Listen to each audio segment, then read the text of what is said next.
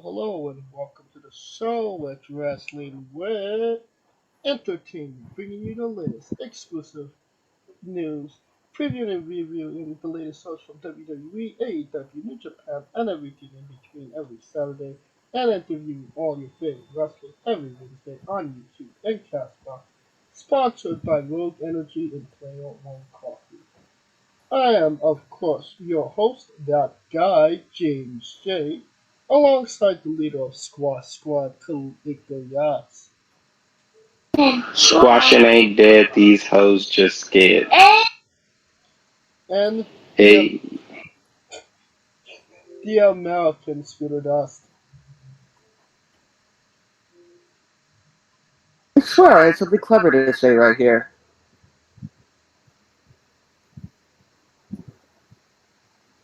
Oh, and, That means move on. and it's a great day for wrestling with, as last week on the show we interviewed Shotgun Adams. Interesting, passionate interview, especially if you're into more of the Nordum variety of content. And condolences to Ryan Best because Shotgun coming for him. But this upcoming Wednesday, we got Sarah Bubbles on the show. Relatively newcomer, but making a name for herself, and definitely a lot of laughs, a lot of insight on Sarah and her wrestling journey that you don't want to miss. And it's a great day for wrestling because we are wrestling with the news, of course. Um, and I mean, I don't want to go too much into this because it's a controversial subject. But Jordan Grace made some comments along the lines about Chris Benoit. We won't get into everything she said, but the one thing that really stuck out to me was that she said that Chris Benoit wouldn't be able to hang with the wrestlers of today because he couldn't remember matches. Scooter, your thoughts on, a healthy, not pre-murderous Chris Benoit in 2022. Well, given that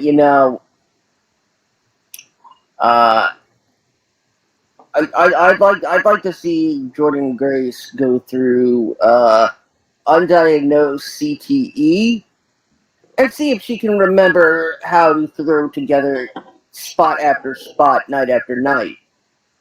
Right.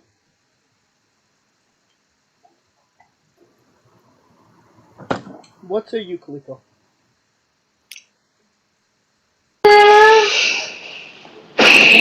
based on the flippy floppy shit, Chris Benoit probably wouldn't even want to be here. he probably got like 5 wrestlers he probably want to wrestle in today's day and age based on his style. Yeah. Um, Trevor Carell made some comments as well, saying that Jordan Grace may have lost a lot of respect as a pro wrestler for her comments. Agree or disagree, Scooter? I absolutely agree. She's Kaliko? No comment. Alright, let's get into something more fun. Pat McAfee re-signs with WWE multiple year deal. Um, I mean, they have to re-sign this guy. He's probably one of the biggest things they got going, and he doesn't actually get in the ring nearly as often as their actual competitors. Your thoughts, Scooter?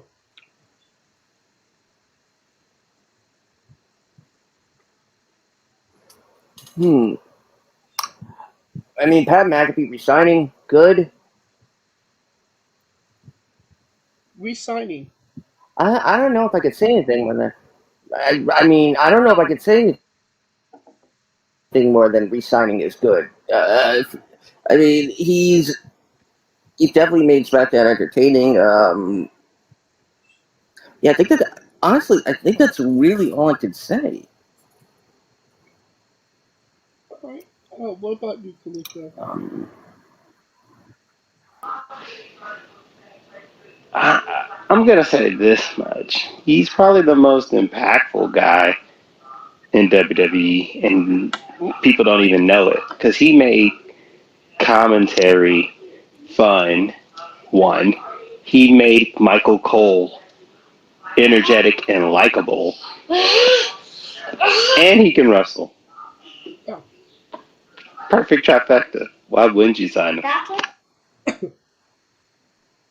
somebody that is currently signed that maybe nobody else knows that signed. Ilya Dragunov got injured and is relinquishing the United Kingdom Championship. Kind of feels like the UK NXT is really the Forest Promotion Forest Pro Wrestling Association. But I mean, another injury and on a WWE guy and the main champion. What does that kind of do for? I mean, NXT UK, Scooter.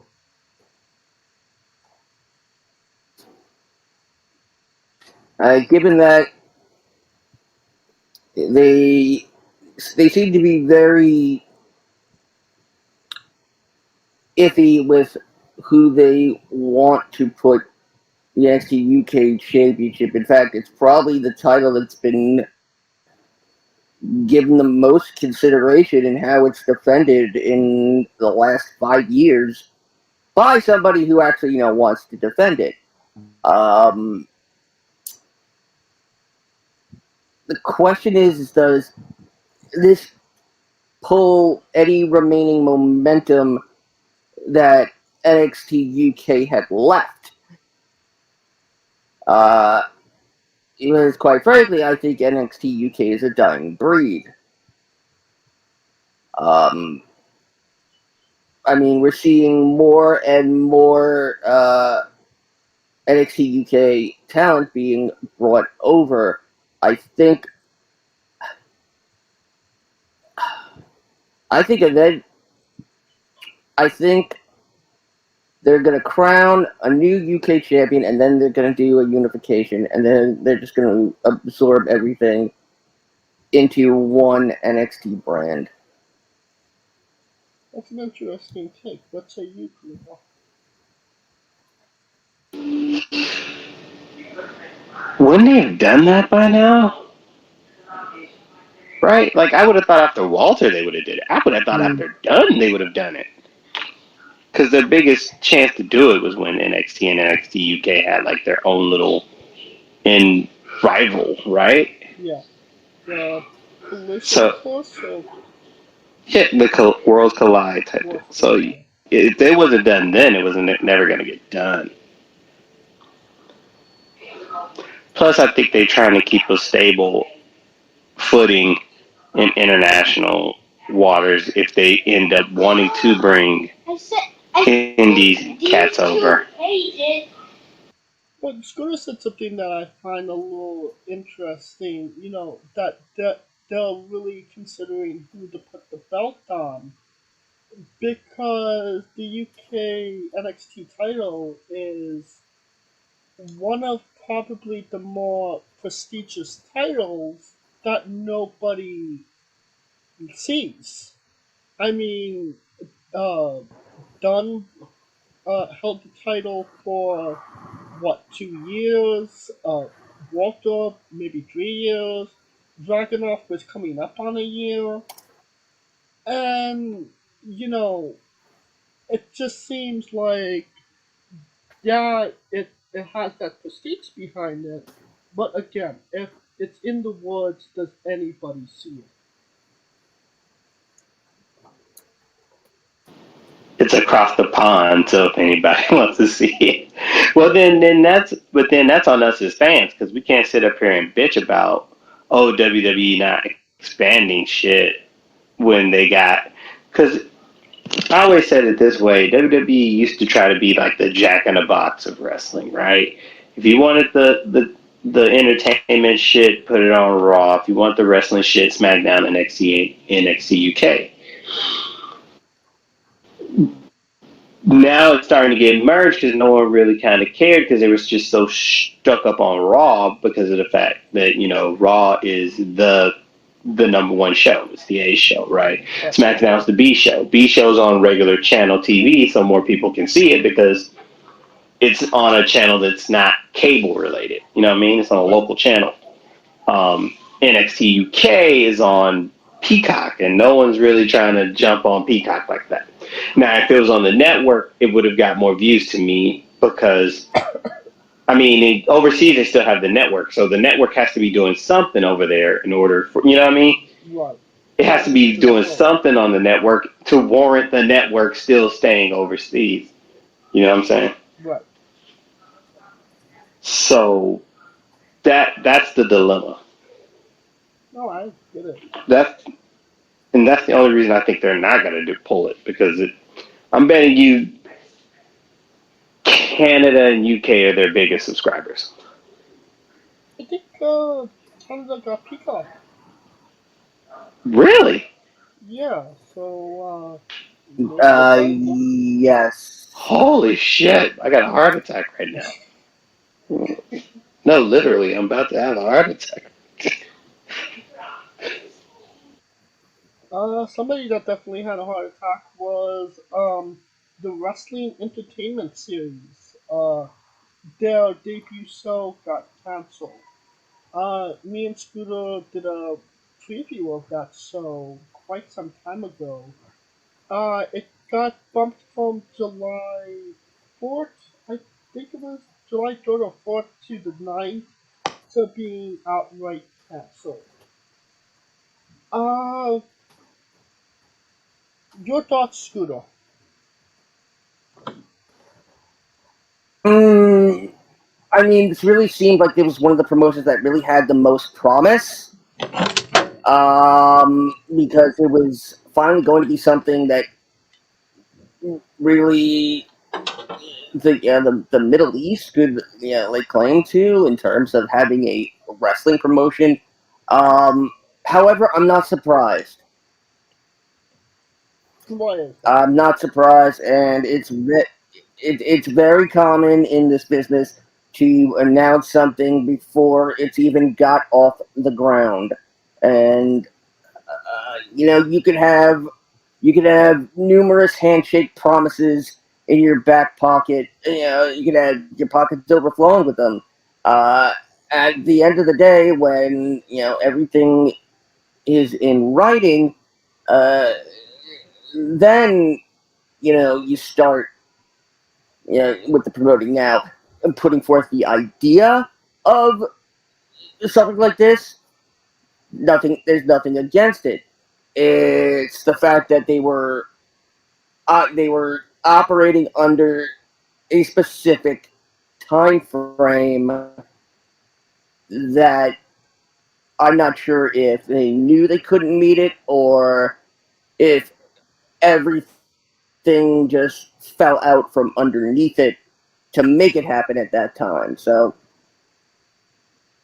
Well, I think you're referring to the fact that Nia Jax and several other wrestlers pulled out of the event uh, way prior to the event ever actually happening.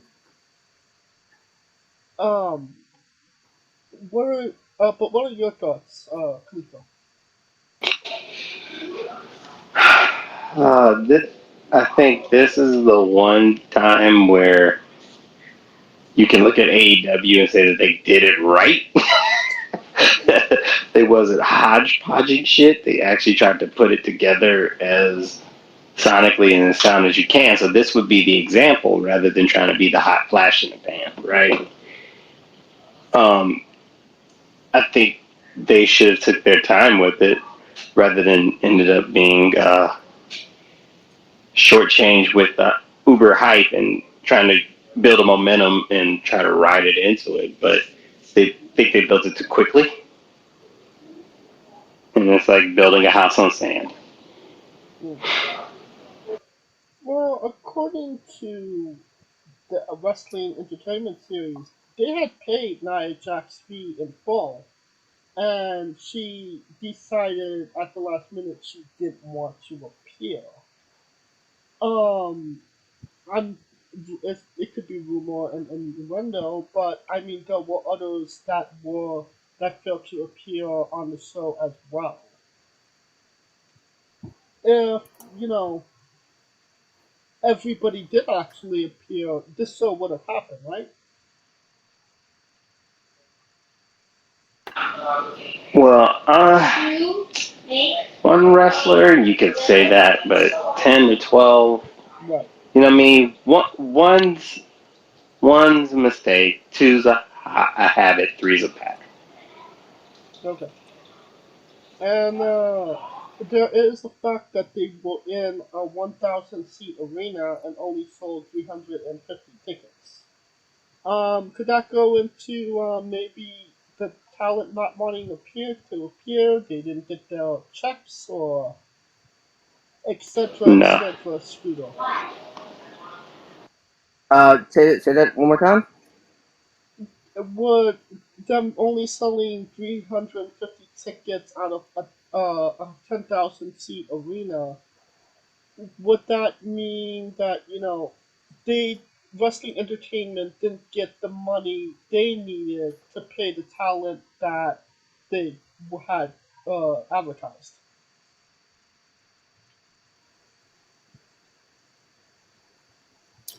Hmm. That's a difficult question to concern.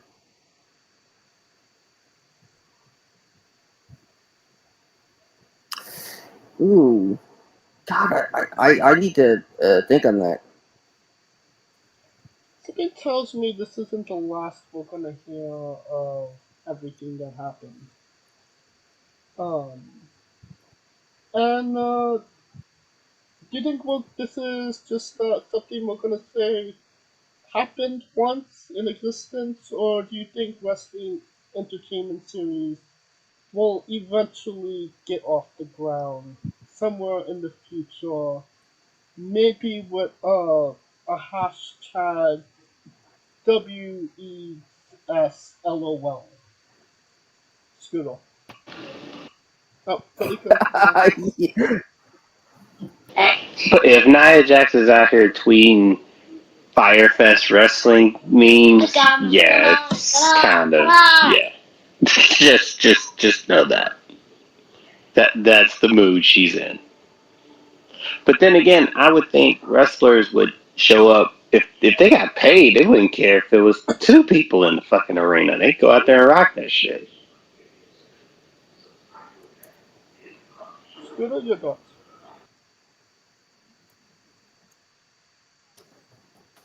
Hmm.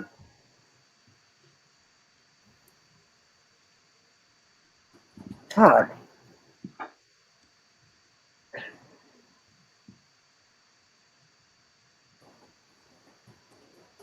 Scooter, you there? Jesus. Oh man, my.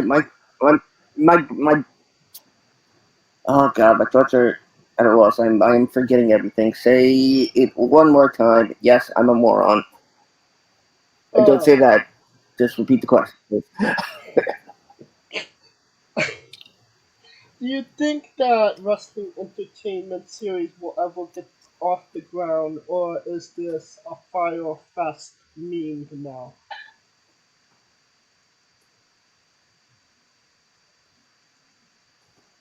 Hmm.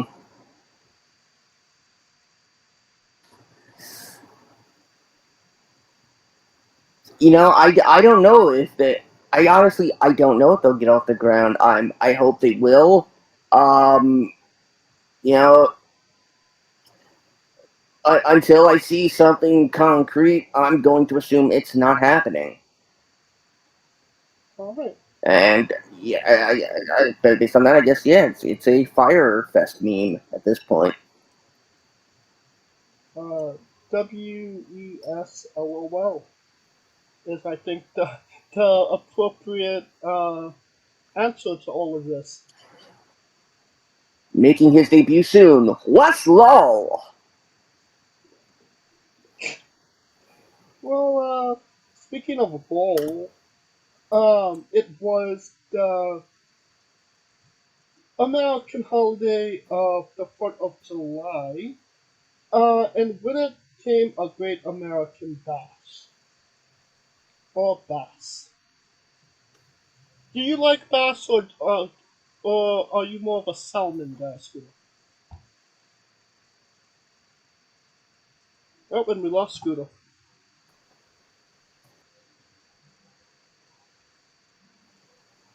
Uh, I heard bash and then salmon.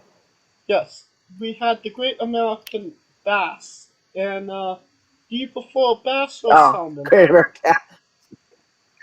I prefer trout. What say you, Kaliko? The pilot? More of a halibut person myself. And of course, that begs the question: what would Gigi do for a decent piece of fish? For a pair of shoes. Your thoughts, Portia? GG wish for a pair of fish. Good go, Portia. Alright, I'm gonna cook that damn part. There we go, halibut. All I saw was 10 minutes left the later, meeting. 10 minutes later, halibut. on a serious note, congratulations to Roxanne and Cora Jade. Gigi, maybe you'll get your title back. You'll definitely get a pair of shoes. And JC, well, I think JC will be at the local coffee shop singing a tune. So catch that.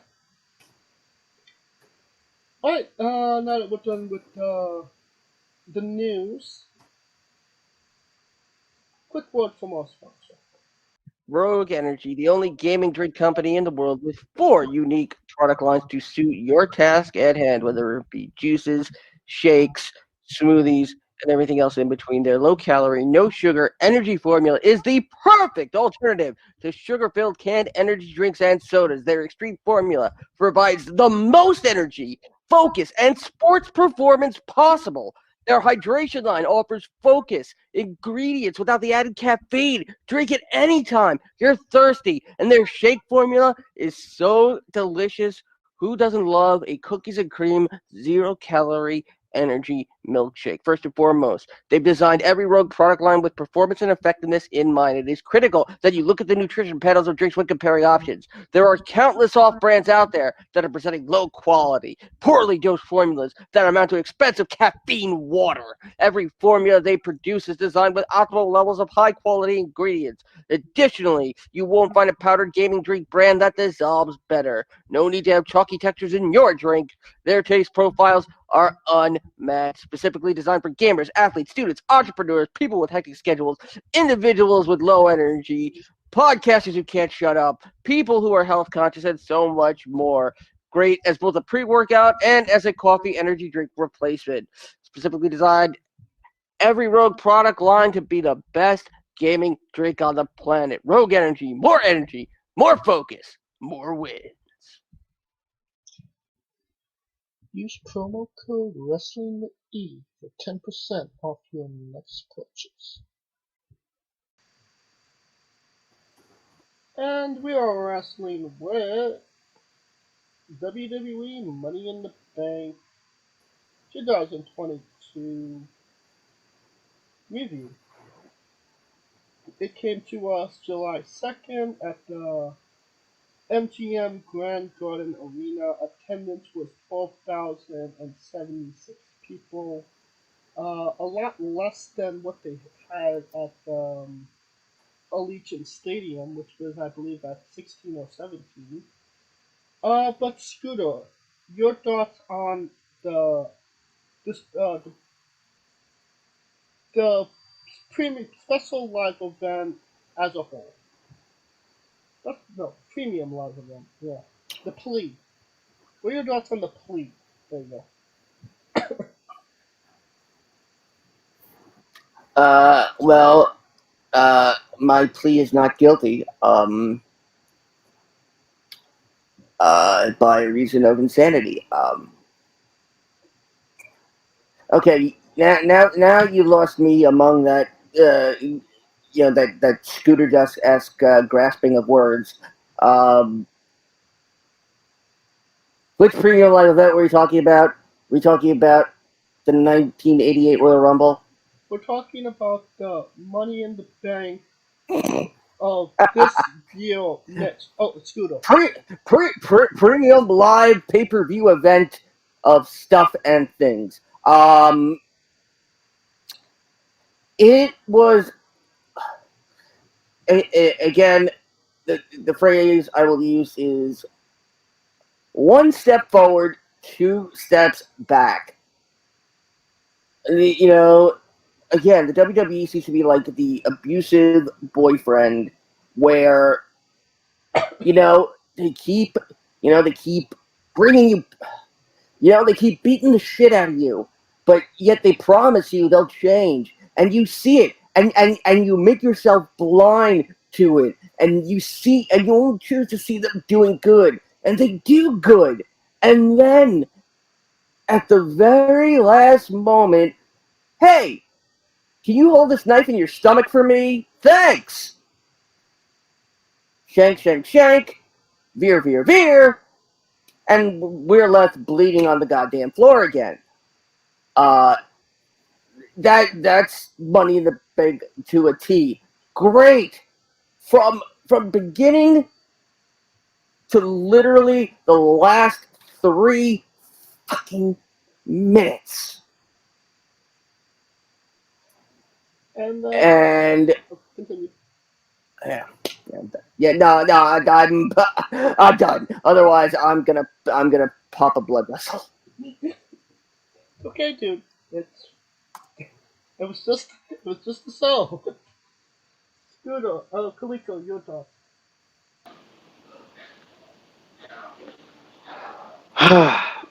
Two highlights of the night before. One highlight of the night is Pat McAfee in a neck brace at the UFC event after Money in the Bank, sipping tea with a pinky up. Gotta gotta give him props for that shit. Plus, with Vince McMahon. Have you noticed Vince McMahon been popping out ever since these allegations? You never see him. All these allegations coming, he's popping out like he's goddamn the Beatles. But anyways, the fact that Scooter is pissed about the last 8 minutes is the reason why they did it. Oh, cool. All in all, great event because this just shows you that WWE can run great shows when they're not stuck with NBC, Universal, Fox, and Fox tape as far as like the shit that they can only censor. Well, let's get in. Let's get into it. Money in the Bank ladder match for the women's contract. Liv Morgan defeated Alexa Bliss, Asuka, Becky Lynch, Lacey Evans, Raquel Rodriguez, and Shotzi. Um, I even forgot Lacey was in this match. But Scooter, your thoughts on the match? Because it does seem like this was Uh, a long time coming for somebody that kind of deserved it. Absolutely.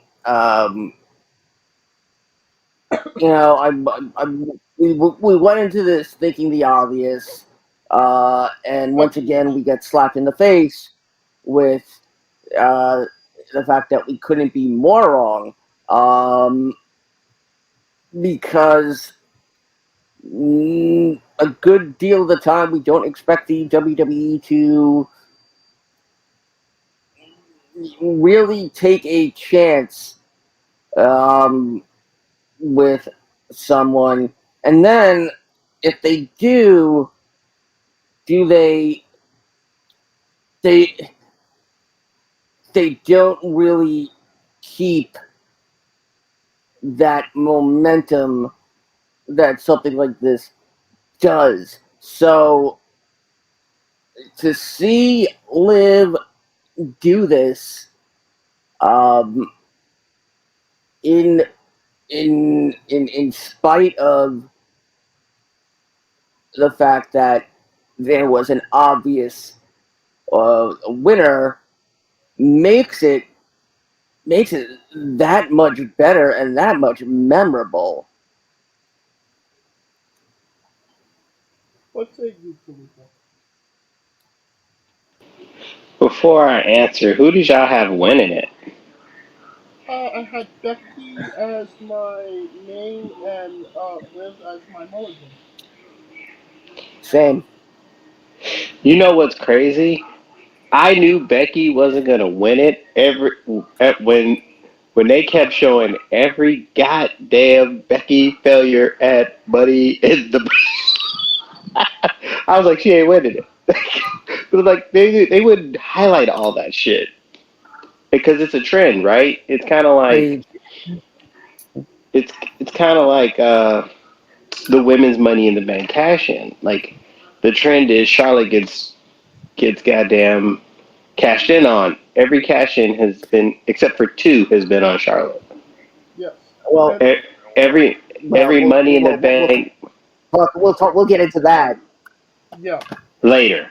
We'll talk about that We'll later. get into that because Down. yeah, because James and I are friggin' we're psychics. So But yeah, it once that happened, I was like, she wasn't gonna win it because Becky don't need it. See, that's the thing. She didn't need it. Lacey just got back. She didn't need it.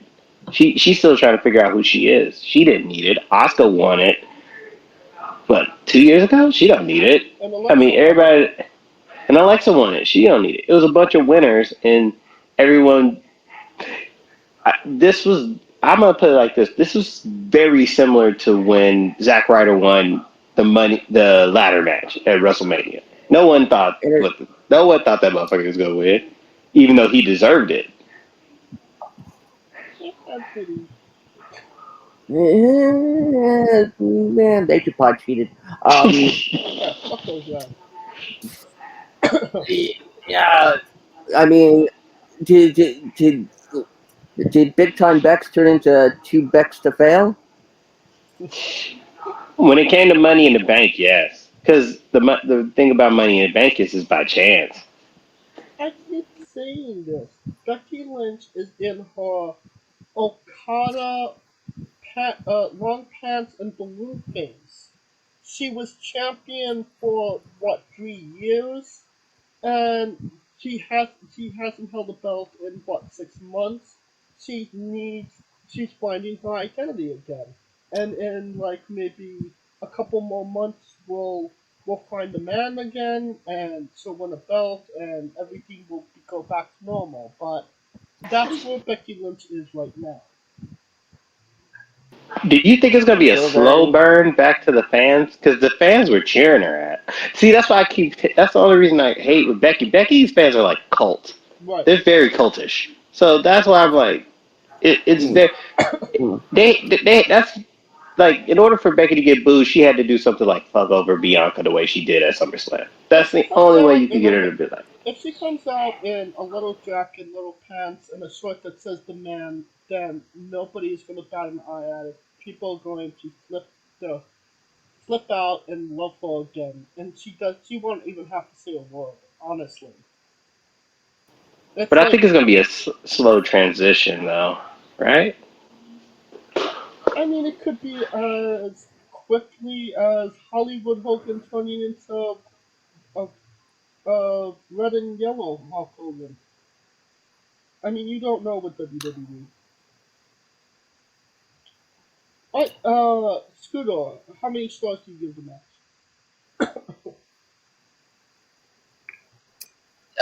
The uh,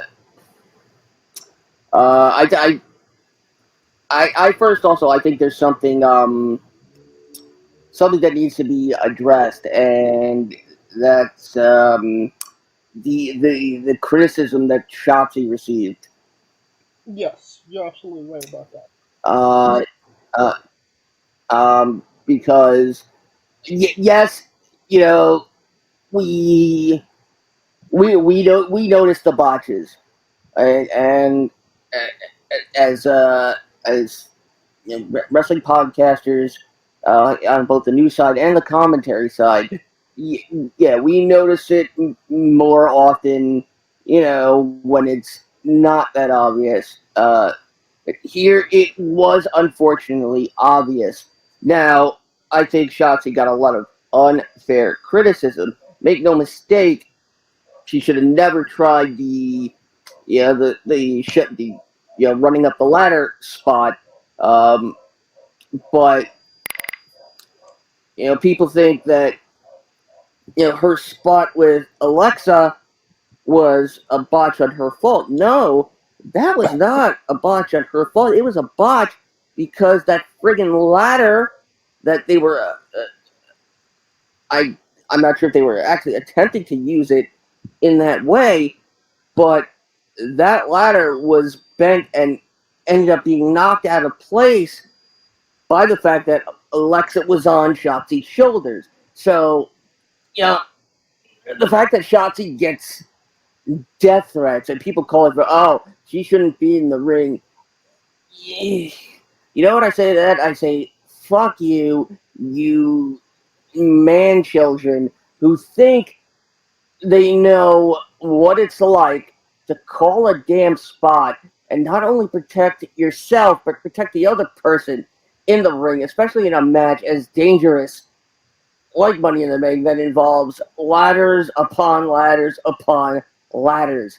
Y'all, y'all friggin' tormented this poor girl into deactivating her Twitter. Like,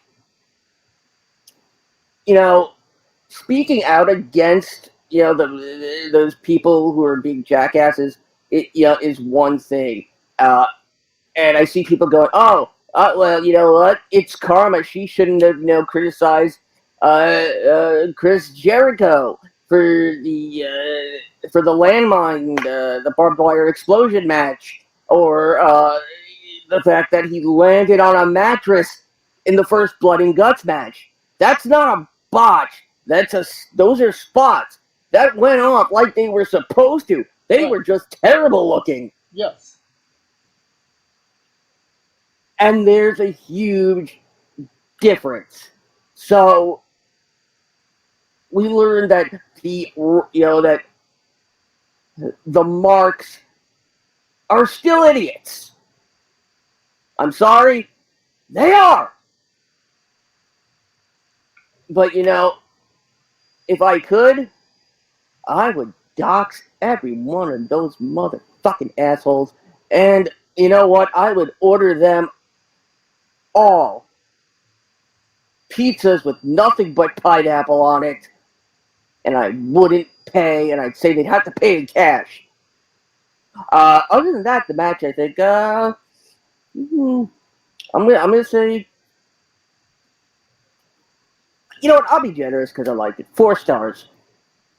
And of course, watch Pizza Party Throws event August 20th. Forbidden Fruit. We are the unofficial sponsors. Choose your path. Scooter, Kaliko, your how many stars would you give that match? Four. Thank Four. you. And I second everything Scooter says because it's like, dude, like everyone makes mistakes at their jobs, right? Like some things go as not planned. You And know, I hate and wrestling and sports are literally the only thing where every mistake is lambasted 10 times 10 million. And I hate that. You know what I mean? I think for a ladder match, Botchamania should maybe go on break. Because, if you hit into a cage, it's gonna be a cage. It's solid, it's not going anywhere. Ladders are probably the most dangerous match for any company for the legitimate fact that they could give out. A bracket could fall while you're trying to climb it. They give. You they could bend the wrong way. You know, it could you call it a botch, quote unquote. But it's not really a botch. It's just an accident because these matches are so fucking dangerous. And that's what I really equate it to. And, these all internet fans are just that. Internet fans that want to complain about something. So I think that's kind of where we should do that. And that's not even including like if the latter giving it becomes a sharp object in which it can easily pierce through a body part. Right. Alright, let's get into Bobby Lashley defeating Austin Theory by submission to capture the United States Championship in 11 minutes and 5 seconds. Quite possibly the best match on this card. They absolutely tore each other apart. And I feel like we saw Theory go into a new gear that we've never seen him go into to try and take it down to Almighty. Your thoughts, Scooter?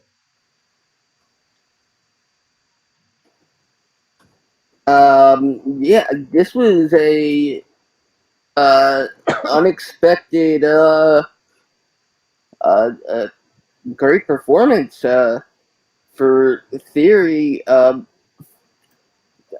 Then again, we we've never really gotten the chance to really see Theory shine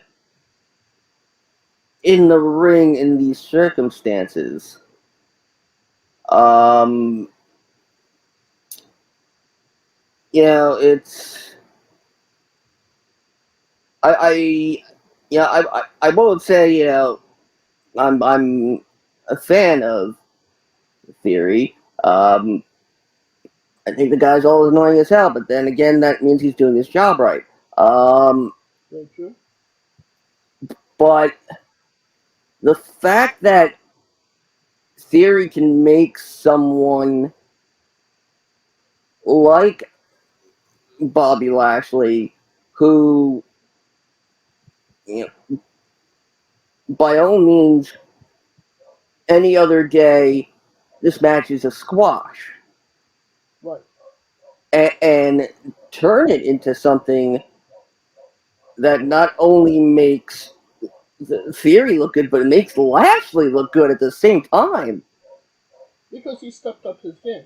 In term, in terms of what Lashley does in the ring. You know, people forget that there is a lot more that Lashley can do in the ring. I think this match really, hopefully, it helped shake a Lashley out of that you know that that that Brock and Roman mindset. Show up, wreck everything, and leave. You can actually have a decent match with somebody that maybe the people feel is below you.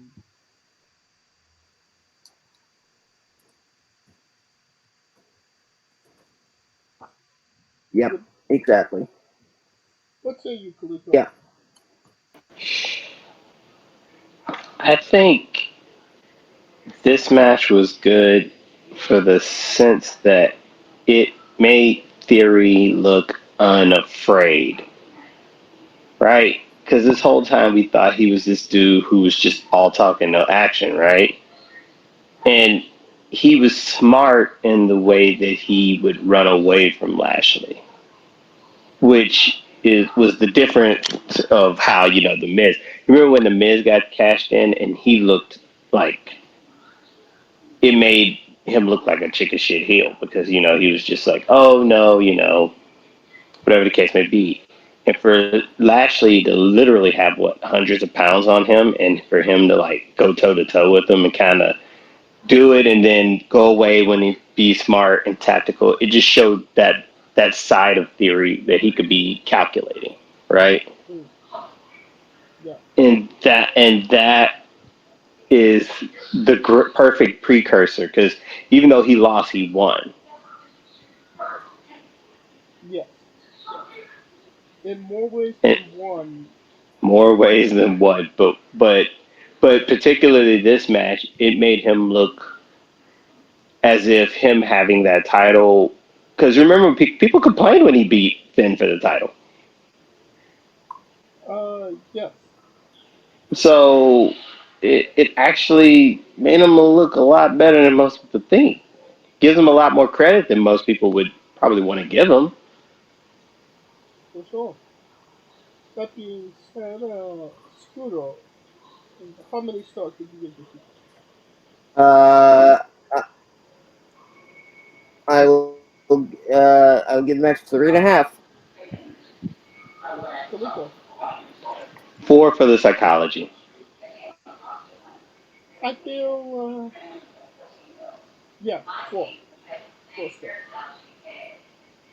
Alright, Raw Women's Championship match. Bianca Belair defeated Carmella in 7 minutes and 10 seconds. Thank God it was only 7 minutes. What's your thoughts, Scooter?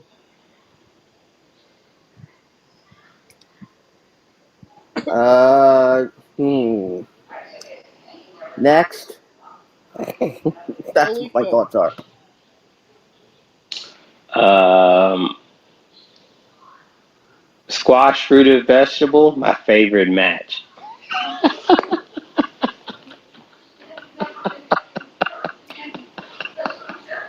how many stars would you give this match? Um, uh, -7. Um, oh God, I'll be generous too. Kaliko, 2 is very generous, depending on how uh, it was a last minute opponent. Well, last couple weeks opponent. yeah. I'll spare your generosity too and go with two. The Usos, undisputed WWE Tag Team Championship match. The Usos defeated the Street Profits in 23 minutes. Honestly, could have been 5 minutes less, and I could have enjoyed this a little bit more. Just felt like it was maybe a little too long for a match we probably seen way too many times. Scooter. See, I went into that with that same thought. Oh God, USA Street Profits Part 10,373,612.7. And I'm like, great. Can they really outdo anything? Can they take the same old standard crap we've been given and turn it in on itself? And I'm glad to say that they changed my mind. This was this was probably the best tag team match the WWE has had this year. Hmm. Um, this was it. It really was a matter of the story being told through the action, and it really relying on how much the fans know about how many matches the Usos and the Street Profits have had. That's a lot that plays into how you see this match. Because again, there are going to be tons of people like, oh, give me something different. But if you can do something at least new, or at least make you question, wait, is there something that, we're not seeing? Is there something we haven't seen yet? Am I just forgetting that I've seen this already? They can make you do that. That is a sign of an absolutely great tag team. And again, I'm going back and I will say that not only was this uh, the match of the night, I am going to say that this is the best tag match of the year. And you know what? I'm going to say it's probably the best tag match so far among both WWE and AEW.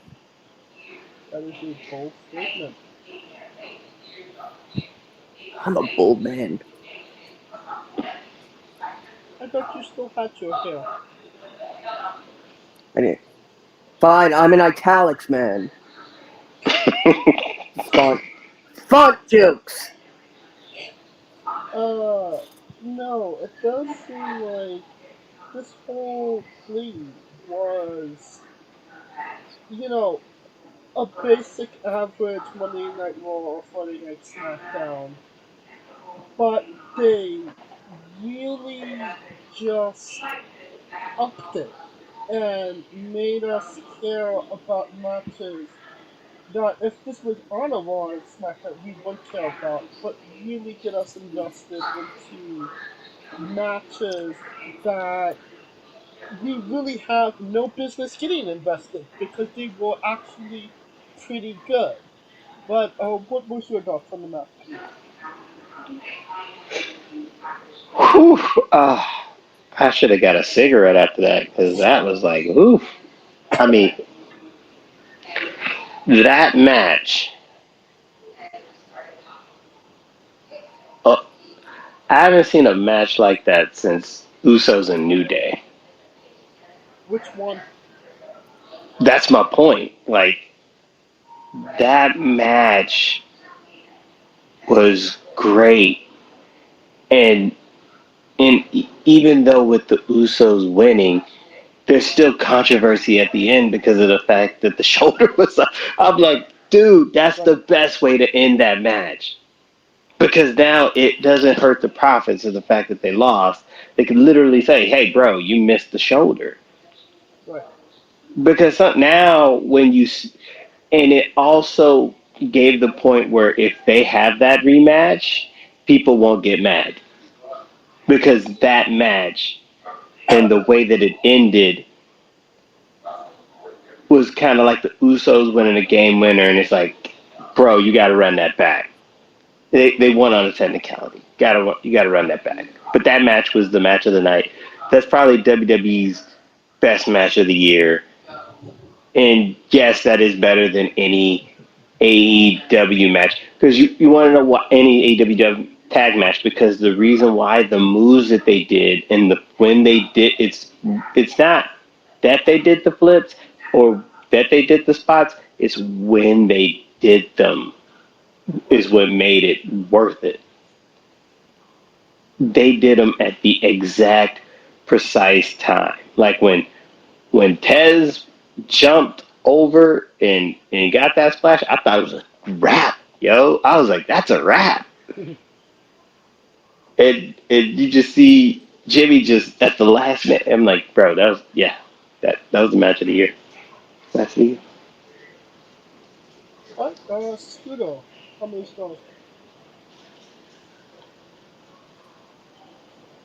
4.5. Kaliko. 5, just on the way that it ended. The psychology, the moveset. They're going to fight again at SummerSlam. I wouldn't be surprised if the Usos lose at SummerSlam. It is booked, I believe, as of right now. The reason I say 4.5 is there has to be a reason for why they missed the shoulder. So,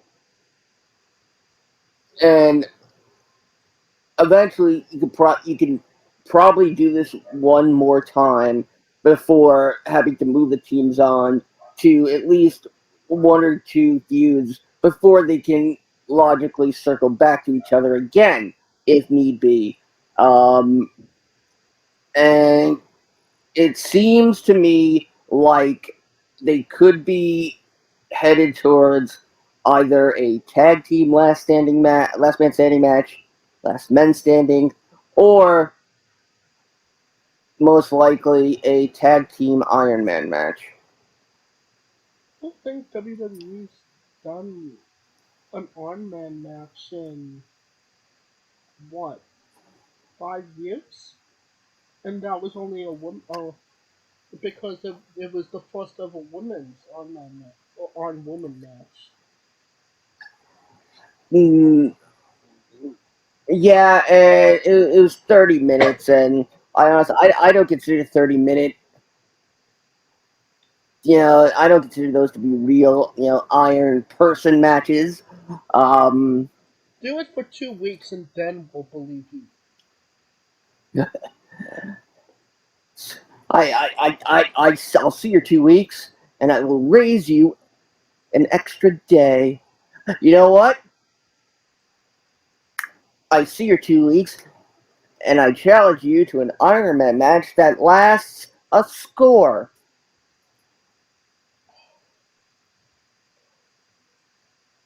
With That's 20 years.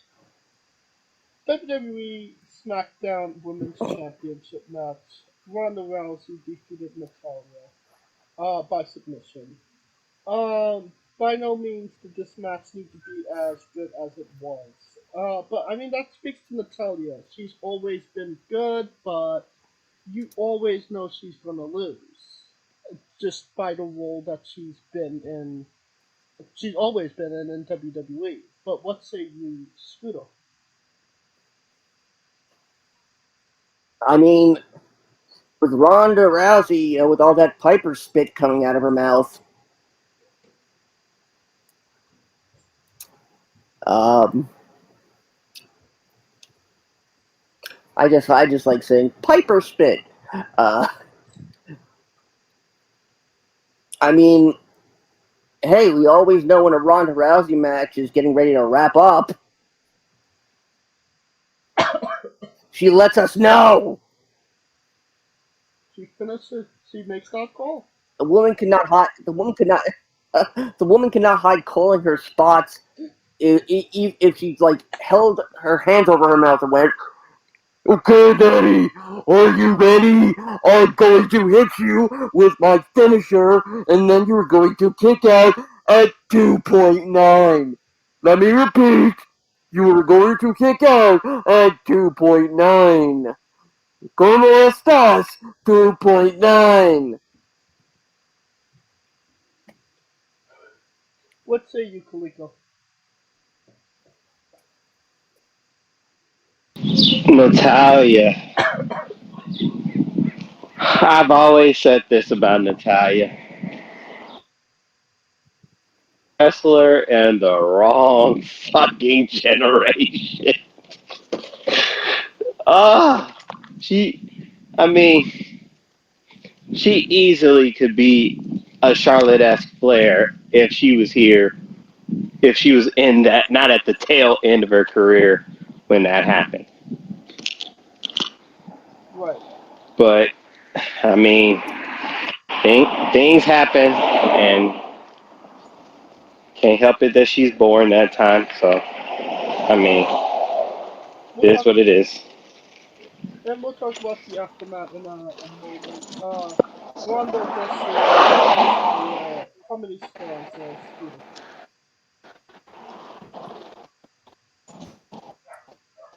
Uh, I would give it 2.5, but I'm gonna give it 2, uh, only because Natty cannot lay off the Botox. Kaliko. Oh, That's what he thinks. wow. Okay, we lost Kaliko. Oh no, back from the dead. Kaliko Yagi. Yes, always back from the dead, baby. How many stars, Kaliko? Are we including the cash in? No. Damn it. Uh, 3 just because Natalia made it feasible. I'll be the most generous and say 3.5, just for the simple fact that it all lined up perfectly. It wasn't too much, it wasn't too less, it was exactly what it needed to be, and I attribute a lot of that to Natalia. Which brings us to our next match.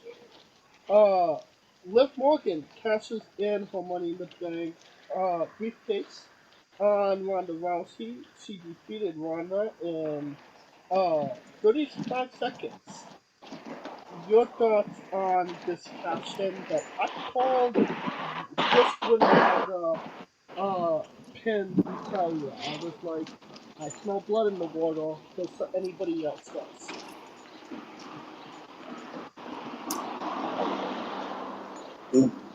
Well, we called this entire thing, James. We called all of it, albeit we didn't. One of us didn't call it entire. We all called parts of it, literally, and it was like plucked from our minds, and boom, boom, boom, boom, boom.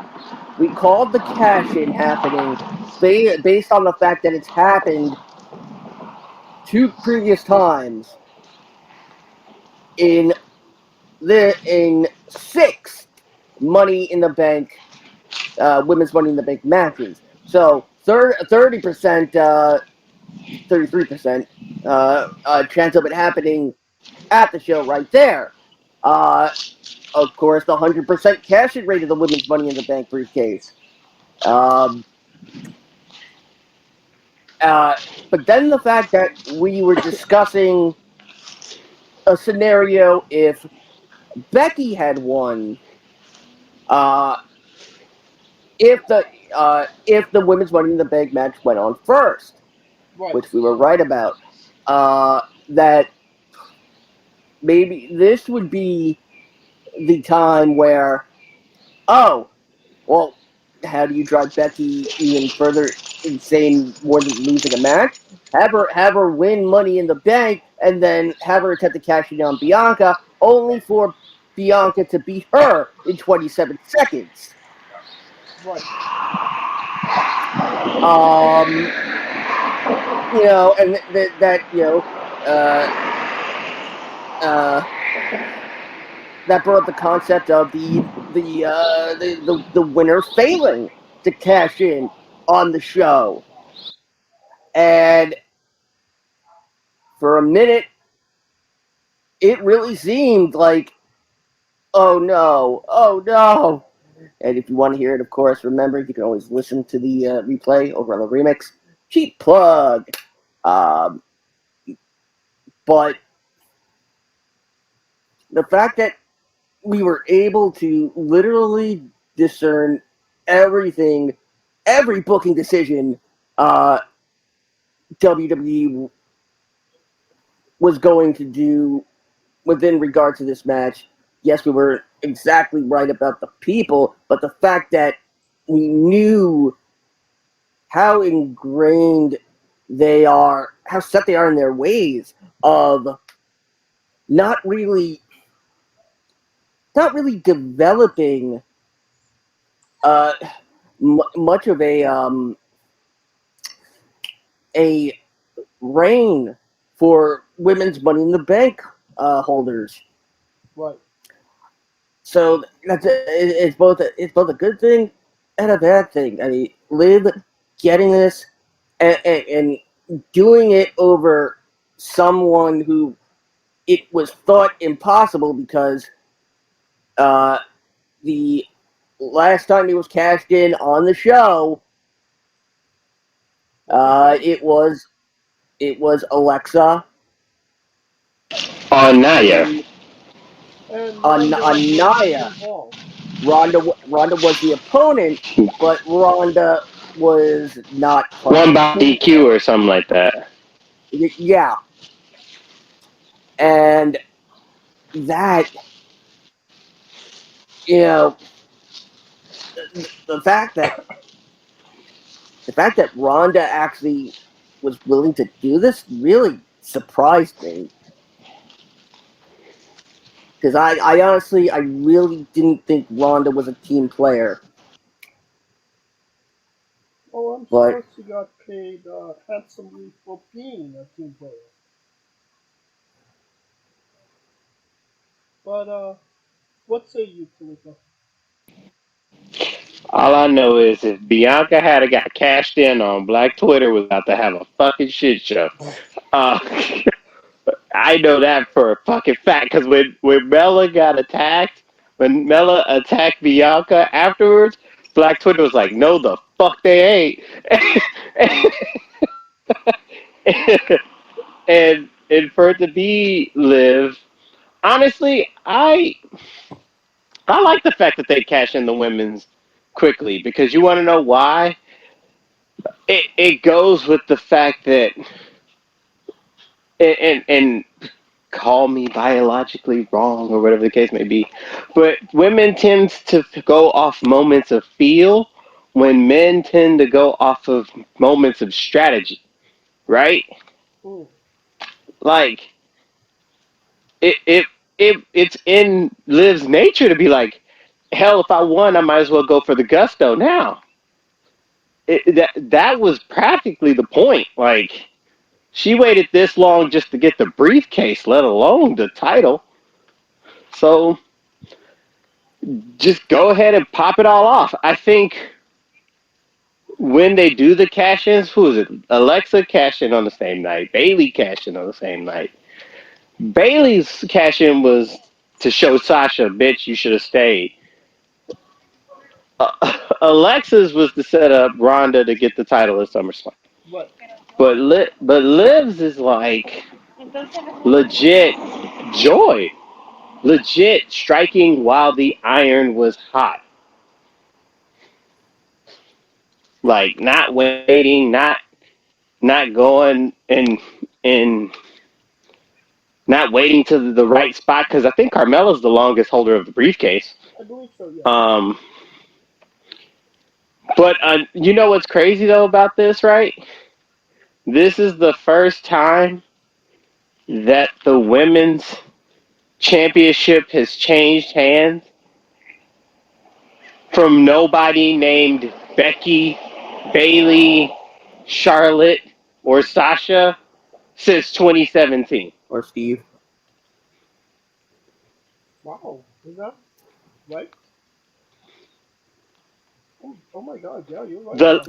the the last time it involved two people that were not of the four horsewomen was Naomi and Natalia. Oh my god. Well, Yeah, think how long ago that was. think about that for a minute. Um, so with anything, there are some controversy. Um, Bully Ray said on Busted Open Radio that Liv Morgan is looks more like a play wrestler than an actual wrestler. But isn't that kind of the point?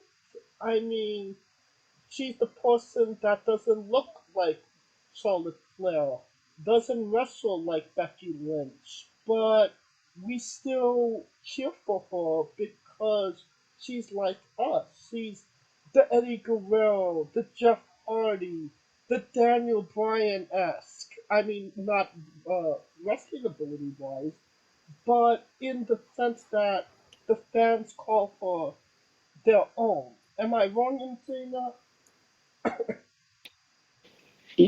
you're not wrong in saying that part. To me,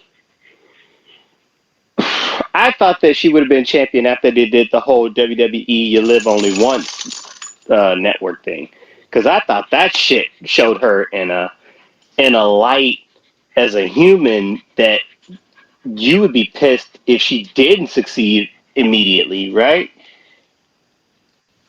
Um, but to me, it's because she's the outcast. She's the person that wasn't supposed to be there, Right, but yet she's there.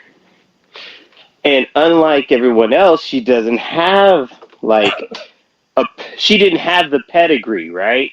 She didn't have a dungeon or father as a wrestler. She didn't go on the indies and so on and so forth. So she's basically been, she didn't bitch online about her spot. yeah, she didn't bitch online about her spot. She didn't bitch about the fact that half of her friends fucking got cut. Right, And and and it paid off. The hard work paid off. Let her celebrate that the hard work paid off. Usually I'm with Bully on some stuff, but on this one I'll just be like, hey, I get your sentiment, but I just say, hey, this is the part where we go hard work pays off. right. Cause had that been Cesaro, would anyone bitch about it? Or say he played wrestle? Absolutely not. So that's my point. And secondly, she's in a better spot than Ruby Soho right now. Hell yeah. But I mean, she left WWE to get opportunities. They played Rancid at Double or Nothing for her. You can't say that about Ruby over Liv. Don't get me wrong, I love Ruby, but I love Ruby too. it just goes to show like she stuck with her guts and stayed, and that's the reward for staying and fighting through it all. Yeah. Alright. Uh, let's talk about not getting sticking through it and not staying there too long. Men's Money in the Bank ladder match. Theory defeated Drew McIntyre, Madcap Moss, Omos, Riddle, Sami Zayn, Cedric and Rollins, and Sheamus in 25 minutes and 25 seconds. You told us how you felt about the last 3 minutes of the show, Scooter. Tell us about your thoughts on the match as a Well, I had a stroke because of it. Thanks for that, Theory. Uh, um,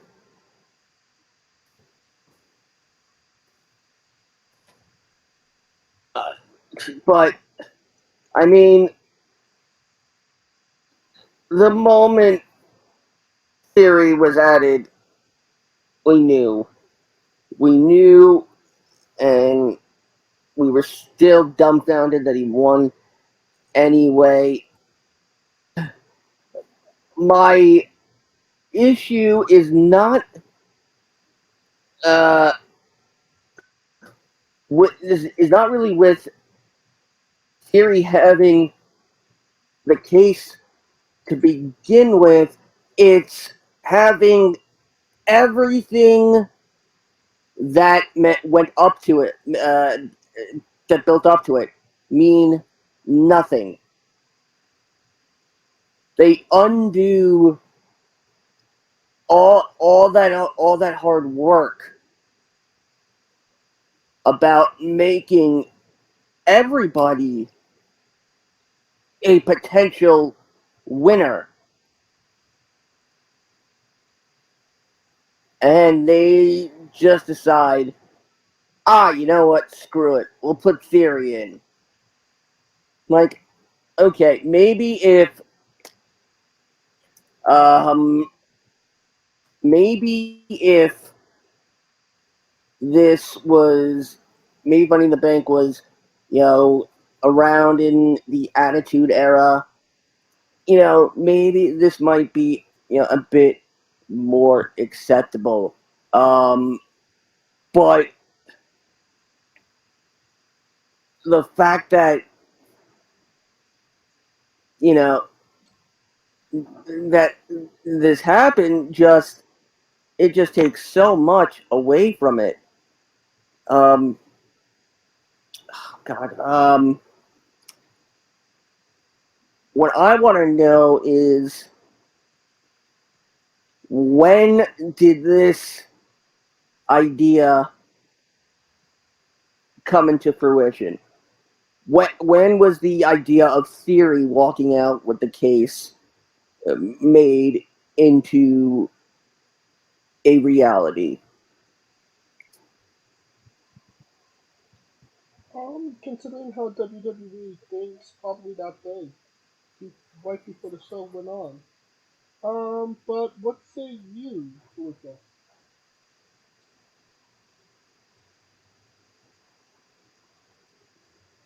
I say that the I get everything he said,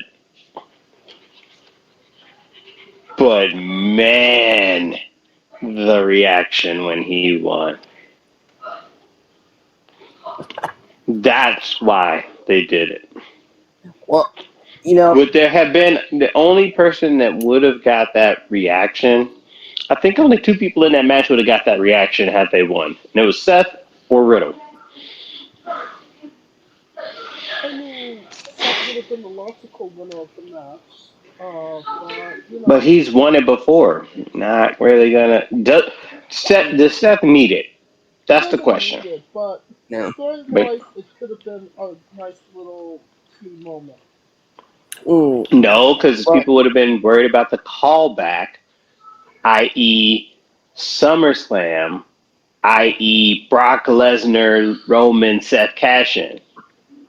yeah, when Brock and Roman's supposed to be one last time, one last match, um, and they're gonna be like, oh, is Rollins gonna pull another heist of the century?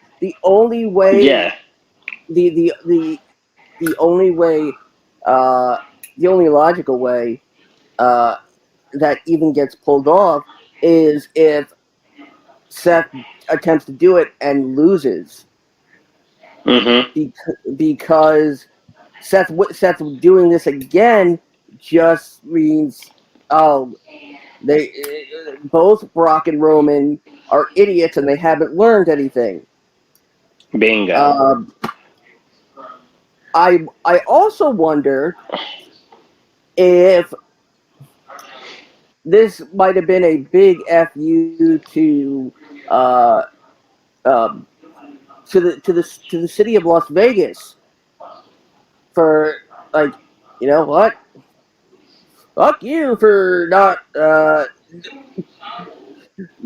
Getting letting us called be out able on to fill something? Allegiant Stadium and having us to settle for, WCW sloppy seconds. Damn. Damn It's it. like, so you Maybe know they what? should not even.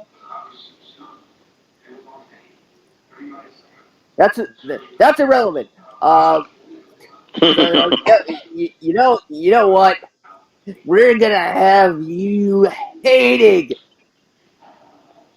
this show at the end of the night. I We're gonna mean, give you your it money's got worth before then, but at the very end, fuck you.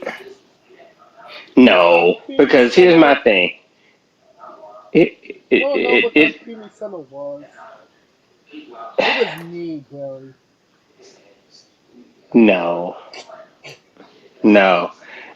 And the reason why it actually made more sense, because think about this: if you think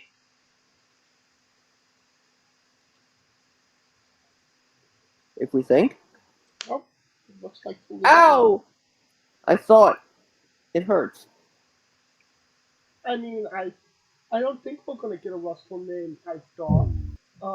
We have a one named Theory, but Theory and Dot, is that a thing? But hey, y'all ain't gonna kick me off of this damn thing, bump that. Theories from Atlanta. Atlanta's been on a roll. We national champions, World Series champions. God damn it, he on a roll. you know what? You're still giving that even after I renounced the goddamn Crimson Tide already. Oh yes. It's been 40 years, bro. I can't fuck it. They won a title in my lifetime. If I die tonight, I die a happy man. Okay. You know what? Go Coney Island University. Go Whitefish. Go Belmont Bears. Let's go. But trust me, if he wins the cash in, think of the fucking heat he would have if he cashes in at SummerSlam. Except he's not. He's Theory not. Theory is guaranteed to lose. Yeah. He is guaranteed to lose whenever he cashes in. Maybe not. Because think about this. You know that means he's either going to cash it at SummerSlam or in Wales. He's doing one of those.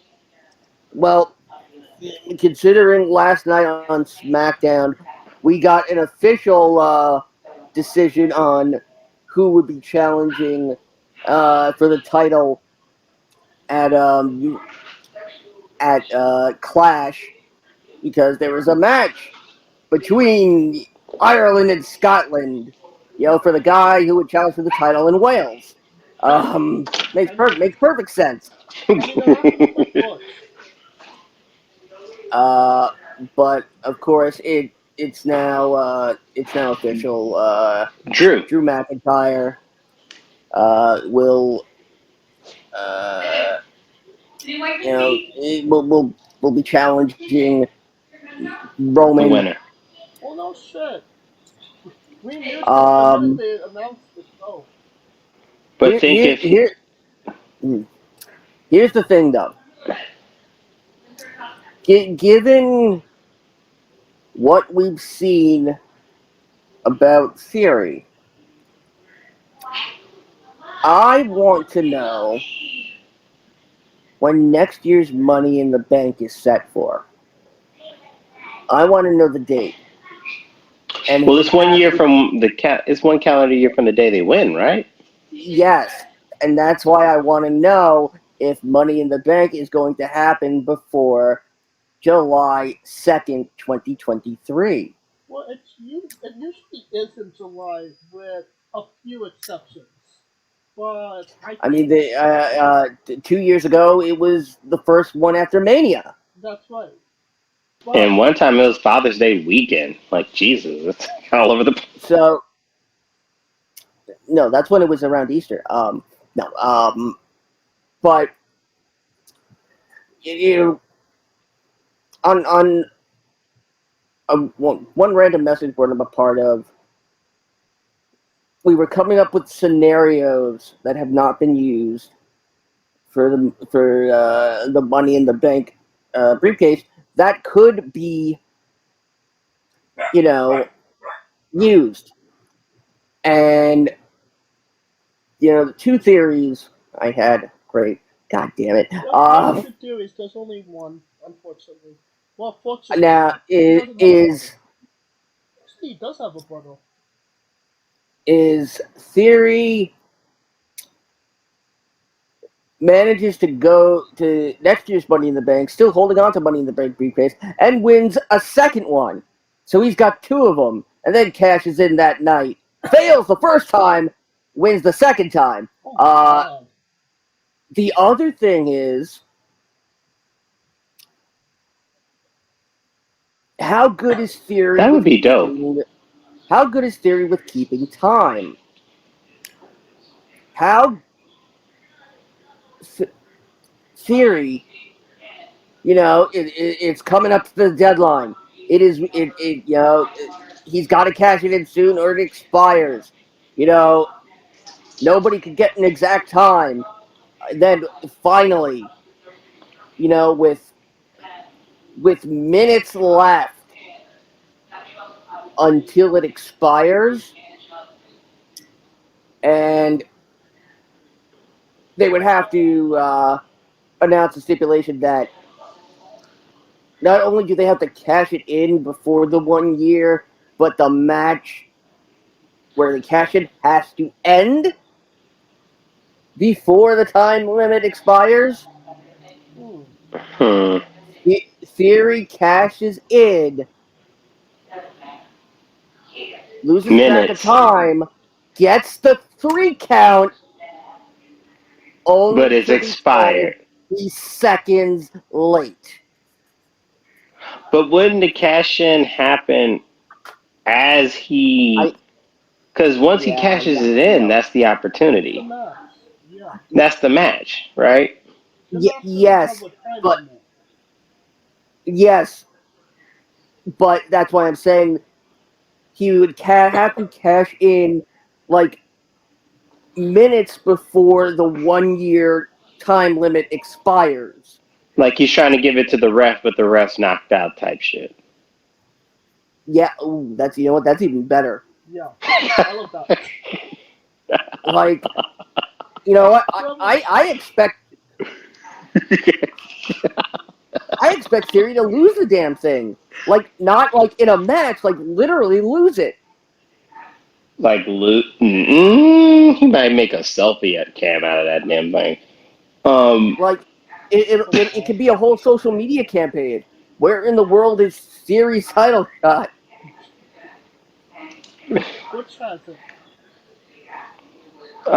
but I mean, That that's been done. I like the fact that he holds two, or they could have it to where they have two, and one cashes in and the other cashes in right after. That's the other thing is that yeah, When if they manage to the do it within the 1 year and they have let's say 30 days in between that 1 year time limit, you know I'm honestly I'm expecting Theory to forget he has it at a point. I think he's gonna win it though. I don't think he's I gonna I, win. I I think don't he's know. gonna win it. I He's hope gonna so. he's gonna win it. Like I mean, if you want people to cheer for Roman again, that's a good way to do it. Yeah, and that's Oh, my there is a point. cheering for Roman again. But do you know the fucking heat he would have for cashing it in? Think about this. No one has broken his Roman's reign, pun intended. But this guy does? That would be fucking crazy. Yeah, but I mean, have we ever seen nuclear X Pac heat? You would Because if that's the you heat- that's you the heat would Theory had. X is you would if he more cashes than in. X He Pac was cashes there in, so you that damn he right. wouldn't go away. He was there all the time. Like Yeah, Dolph and Ziggler. he's here all the time. I mean, Dolph Ziggler and I was gonna say Dolph Ziggler and Baron Corbin have X Pac heat than No, Theory. Baron Corbin just doesn't have heat. He could douse himself in gasoline and light himself on fire. He still wouldn't have heat. Who? Baron Corbin. Well, yeah, Baron Corbin's heat is more. Mm. Miz got more heat than Corbin. We need to do a top I 10 mean, heat check. We should do a thing called heat check and see who got the most heat in wrestling. Heat check. But the show as a whole, thumbs up, thumbs down, thumbs in the middle, Steve. it was thumbs up all until those last 3 minutes. And then for some reason, the WWE wanted to check my prostate by sticking the show right up my ass. Uh, that being said, I am, I am actually splitting my thumb. Uh, it's, uh, it's a thumbs up to the first knuckle, and then it's a, I will break my thumb and bend it backwards For for the those second last half. 3 minutes. Killer show. Thumbs Oh up, thumbs god. down, thumbs in the middle, broken thumb, Orange Cassidy thumbs up. It's a thumbs up. It just goes to show you that when given time, they can get this shit right. Right, and I also give it a thumbs up. Now to conclude our coverage of Money in the Bank, I think we have a little bit of time to do some G1 conversation. G1.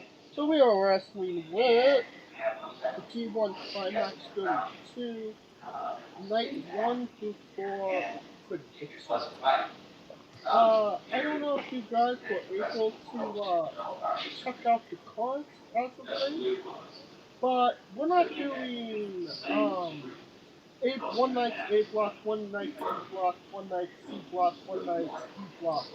We're doing one match from A block, Each B, C, and D a night. one match from each block per night, which I like that because it makes it goddamn. It makes every match important. And it's kind like we were saying that D block was a little light, and maybe some people, maybe including myself, would skip some D block matches simply because they just seem eh. But now we're kind of forced, and I kind of like that. So You uh, got them D block matches first. You ain't got no choice. well, they're giving us those D block matches. They'll Oh, give us they these. you. Oh, hell yeah, you get them D's. We're gonna Pause. He's nuts. Oh god, I'm going to hell. All right. let's start with the We're 16th. already there. Yeah, true. I'm already there. July 16th. We're not going to talk about the undercard for this weekend precisely. Um, the sixth match in the night, we got C block action. We got Hiroshi Tanahashi versus Aaron Hanai. Who wins here? Tanahashi. Kaliko? Tanahashi. Now, you say Tanahashi, and I could obviously he's our top favorite, but you also do realize that Tanahashi usually chokes in his first match out in the block, especially with people who have big muscles. No, I'll tell you who will choke in this first night when we get to it. Alright, somebody that we wish would choke, Will Ospreay is going up against John Gracie. We're, get, we're getting deep block action. What the fuck? Why you want me to joke? Jesus Christ. Fucking hate that guy. I think everyone kind of does. Who wins, Kudo? Holy shit. Surprisingly, this is not the choke I think will happen, but I'm going with Phantasmo. Interesting. What say you, Nico? Uh, Phantasmo. Um, I feel like it has to be Phantasmo just considering their history together. So yeah. Uh, we got B block tournament action. Sonata versus Jay White. Who wins? Mm, Scooter. mm. Here's your choke, Sonata. And Sonata going to the slaughter of Rico. The Sonata Slaughter. No, he has to. In order to win the block, he must win this match. Well, how about I say this? If Sonata wins this match, he's not winning his block. No shit. He can't. No, I put it that no, because if he loses, he's winning the block. Right, They always do that shit. If he wins, he ain't winning the block because he got the title shot. right. So, and I I think I said Sonata would win the block, so I have to go with Jay. Yeah. Now since you said that, yes, because they usually do that bullshit. So you're changing. You ain't winning the block and getting the title shot, bitch. One of the other. So you're changing your choice Jay to Jay. White, Okay, yes, because Sonata has to win the block. He can't be Jay White and then win the block. It won't happen. right. Unless I mean Jay White doesn't isn't the champion by Wrestle Kingdom, which is an option. That ain't happening. It's always an option. And then we got A block action. Kazuchika Okada versus Jeff Cobb. The last match of the last G1. In the first match of the next G1. Uh, Scooter, who wins? Okada. Um, uh, you know what? I'm really, God, why am I? I'm thinking, you know what? I'm gonna say it. I'll say Cobb. Kalika?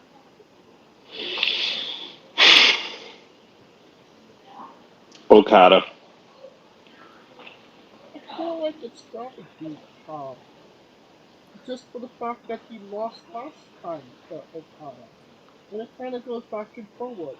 But, it is Okada, so there is always a chance that, he's done with Cobb and, there is no Cobb beating Okada ever again. I don't think that's the case, considering how they treated Cobb in the last G1, so I feel like Cobb would be the guy. Alright, we're moving on to the 17th of July. We got B block action to start with. Tomohiro Ishii versus Taichi Scooter. Mm, Ishii. Kaluka? Thong Song Tai Chi. Yeah, run the Taichi team. Uh, A block action. Toriano versus Oh no no no. What the heck? Uh, you just got over a voice thing. Why did you do that, James? Um, Yeah, and the Piper, literally. uh, I mean, watch all that Piper spit. Jonah. Kaliko? Yano, because he always sneaks some shit. He's good for one or two sneaky. And I kind of feel this is the Welcome to New Japan bitch match for Jonah. He'll, he'll get the guys that are, more not as psychology as Yano. He'll get the more technical You know guys, what? but Yano, no. Alright, we got who else? T block action. Zack Sabre Jr. versus Kenta. Who wins Scooter? Mm, Ooh, Kenta. mm, Kalika? that's a 50-50 because it's Mr. 50-50. Um, uh, Kenta. Uh, I think you might be right. Just I can't remember the Uh, last match that they had together. yeah, Zack Sabre Jr. was on that 50-50 shit, but he Right. probably used one chance too many. We'll see. But I feel like Kenta is just coming back and maybe he needs a W to get his G1 started. We got D block action. They're sticking us with that D block in the main event. Shingo Takagi versus Bruce Robinson. Who wins Scooter?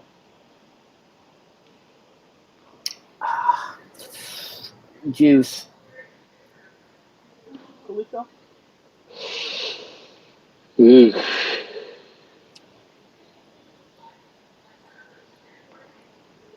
juice. I agree. I feel like this one has been the main event if Juice wasn't gonna win. And, start the G1 that he kind of always be with.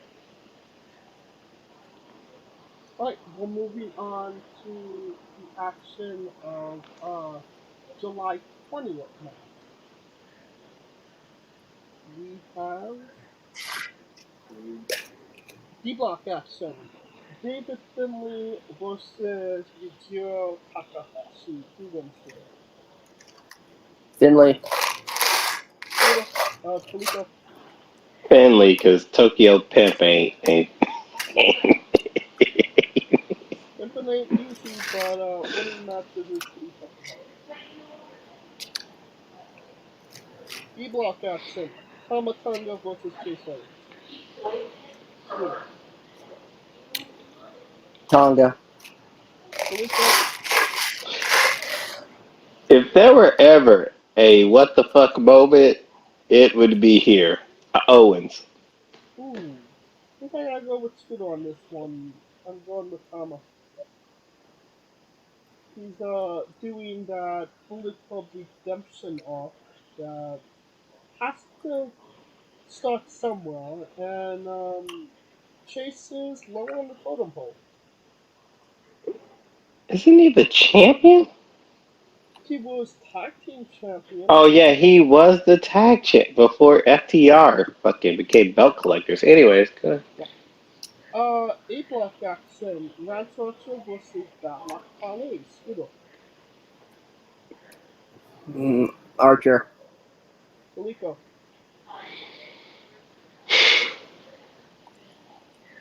Archer. Yep, Archer. C block action. Hiroki Goto versus Tetsuya Naito. Scooter. Naito. Kaliko. If he's motivated, Naito. I think this is a match he'll be motivated for Naito. And that brings us to the Saturday after. We got the 23rd of July. We have Tomohiro Ishii. C block action. Zack Sabre Jr. versus Aaron Hanare. Who wins here? ZSJ. Kaliko. ZSJ. ZSJ all the way. We got D block action next. Shingo Takagi versus Yoshihashi. Kaliko. Fuck Yoshihashi. But if there was his one, Bull fucking shit. Get the fuck out of here. if there was his one, this would be his one, bro. I'm telling you. Bull His one was No. fucking. on. His one was on Rampage, There and you he's still go. on. Scooter got it. That. This is it. This is one. Kazuchika Okada. A block. Kazuchika Okada versus Toru Yano. Who wins Scooter? Just for fun, I'm gonna say Yano. And you would probably be wrong of saying You that. would not be wrong. Oh, And what say you, Kaliko? Okada. I think he's on a mission. I kind of feel he did so well last year. Starting off 0-2 wouldn't be terrible, and it's nothing he can't recover from. Bullshit, because it's not as the matches aren't that long. Like you get behind 0-2 in a block that's Or deep? That's fucking pushing it. And it would be interesting to see how he would rise above that. So you telling me Okada gonna lose I think he to has Jeff 7 Cobb matches. and fucking boy? Okay. He He'll, loses the first 2, he'll probably win the rest. Does that make you feel better? nah, You want to know why that doesn't make me feel better? Because I seen this motherfucker eliminate half the block in fucking 4 matches. That's why. Shit, like that's why. I mean, that was a long time ago, Kaliko. Things have changed. That's Um, the Okada I know. Okanos. Alright, we got B block action to end the 23rd. Tomohiro Ishii versus Jay White. Who wins, Scooter? Uh, Jay White. Kaliko? Switchblade. Going with Switchblade 2. I mean, Tomohiro has always been an issue for him, but I feel like, you know, he's gonna beat Sonata. He kind of has to go on a bit of a run before he drops at least 1 match in this whole tournament. But it's not gonna be for Ishii. Alright, and we will give you all the results and all the more predictions next week on the show. And that will conclude this episode. If you like what we're doing, please like, subscribe, comment on our YouTube and Castbox. Of course, this was sponsored by One Energy and Player One Coffee. Join us this Wednesday as we interview Sarah Bubbles. And follow the show at Wrestling with E, where uh, follow the show at Wrestling with E, both on Twitter and Instagram, for updates on upcoming interviews, who we're interviewing, links to those interviews, news, and much, much more. Um, you can follow us individually as well. I'm actually K903. Where can you find Nico? I am Kaliko as we start SummerSlam. SummerSlam. Suma Slam. And where can you find Scooter? As always, find me underneath your mom. And of course, find me on Twitter at Scooter Dust. Find me, James, and Ryan Dust hosting the remix on YouTube next time we come to you. Of course, July 31st, 30th, I should say, July 30th, SummerSlam. Of course, revel in all my Twitch antics, along with Rico Constantino Jr. and the rest of the Smoking Dragons clan. Twitch.tv/Smoking Dragons. Hashtag Asports. I'm an asshole. Uh, Mm-mm. for Kurikoyashi Scooter Dust, I'm James J, and this has been Wrestling with Entertainment. Da, da, da. Hey guys, this is Brutal Bob Evans from Hangs with Bob Seminars and TheWrestleLife.com, and you are listening to Wrestling with Entertainment, one of my favorite podcasts in the whole wide world. Hey folks, this is the Colossal Mike Law, and you are listening to Wrestling with Entertainment. Enjoy the show, support these guys. We appreciate it very much. We'll see you at ringside.